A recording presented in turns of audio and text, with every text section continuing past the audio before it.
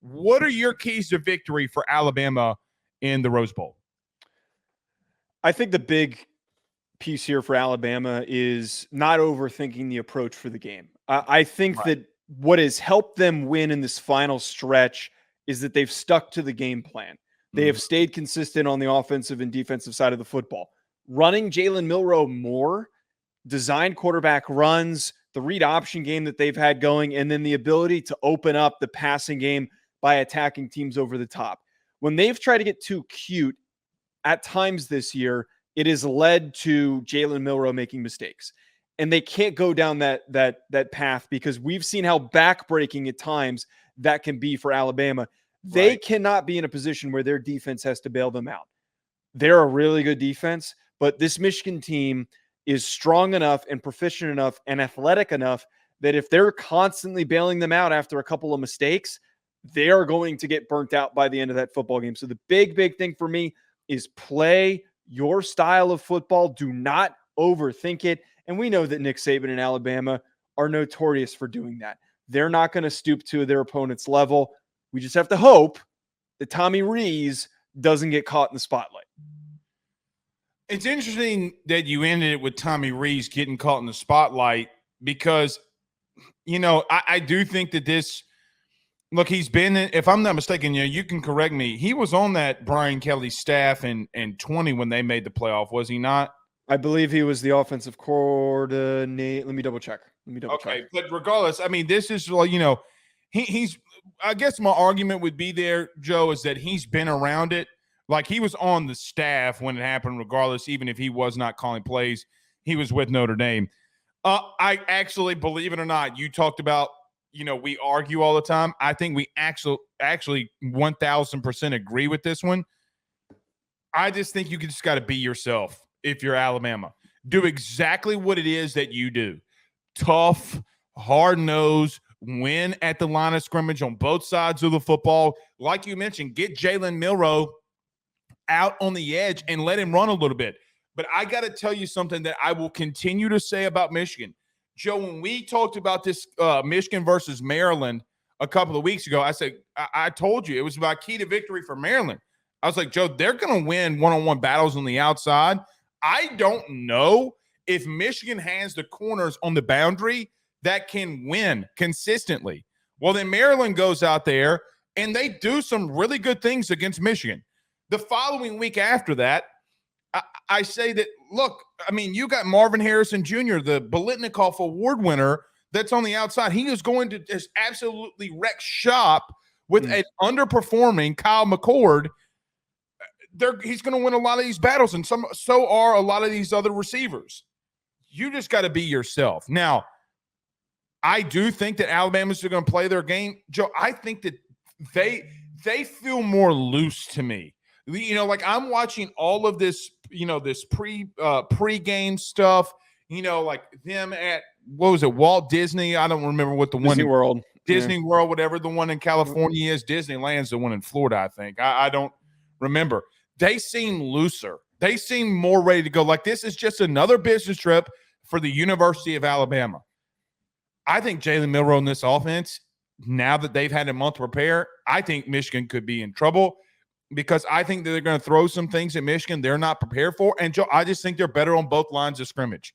I think this O-line has gotten much better from the first time or from when they played Texas to now. We saw them push around a really big time and really good team in Georgia. I think they're more battle tested. And I think I think that experience of this year being more battle tested up front is going to pave the way in the fourth quarter, maybe midway through the third quarter, and why Alabama wins this game. I actually disagree that I think Alabama's offensive line has improved tremendously. So I actually will agree with you that their offensive line is better than Michigan's offensive line, and the way that J.C. Latham has taken a huge step forward after a little bit of a shaky start to the season. Even Proctor, yeah. Proctor's taken a massive step, the freshman from Iowa.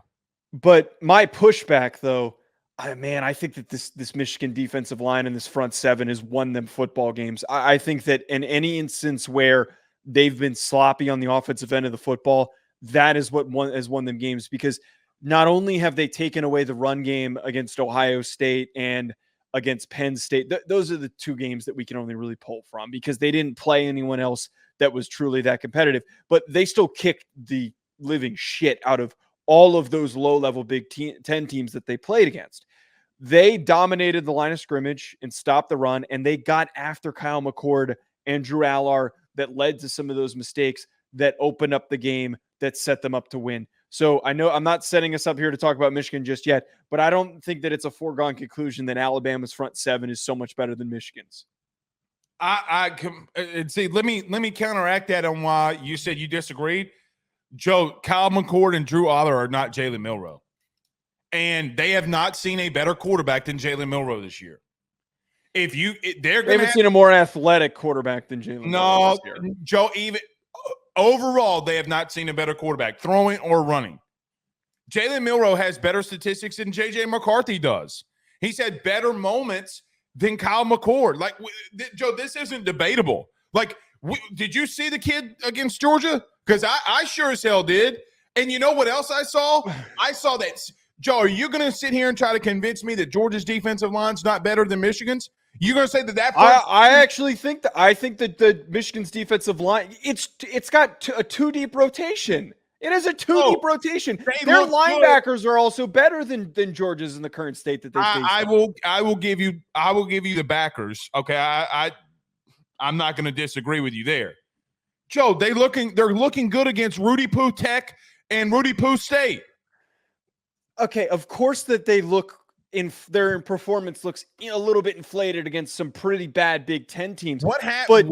Kicking the shit out of people is kicking the shit out of people. No, they didn't show any signs of weakness. BS. Because I also saw Ohio State at times push them around a little bit. Joe, you're acting like they didn't score 24 points. You're acting as if they for a team that has two first round wide receivers, that's pretty good to hold them to 24 points. Sure. I'm okay, cute. You really think in what you saw them do to Georgia that they're just going to pussyfoot around? No, that's not what I'm saying. But I look. And how was and we talked about this. Jalen Milroe down the stretch against the best. You have made the assumption, along with myself. What's been the best secondary this year in your eyes? It's been Georgia. What did Jalen Milroe do to him? He played a good game, but I'm not going to sit here and say that he made some ridiculous. What did he do down the stretch? Jalen Milroe's legs were what helped them win that football game because they didn't have anyone who could play contain.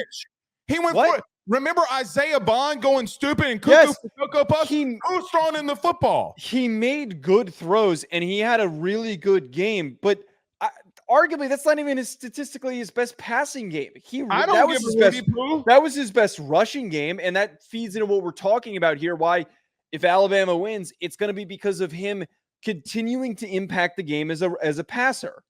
That is what's going to win them the football game. Oh, Rudy. As a runner. What is going to win them the football game is if he goes off as a runner the way that he did against Georgia. They ain't seen the green grass athletes like this, dog. I'm sorry. They haven't. I've seen Alabama all year long, everybody and their mama saying that they cannot go up against this team. They couldn't beat Georgia. Tennessee's front seven, who, by the way, was really good. Okay? Oh, well, Tennessee's going to get after them. Joe, are you about to argue me right now with what you know, and I know that you do draft stuff? Did you tell me I'm wrong? Texas A&M's defensive line has 3 first-round picks on it. We're going to talk about one of them who transferred to Ole Miss. Yes. Okay, they pushed them around in the fourth quarter. The third and fourth quarter, Alabama imposed their will.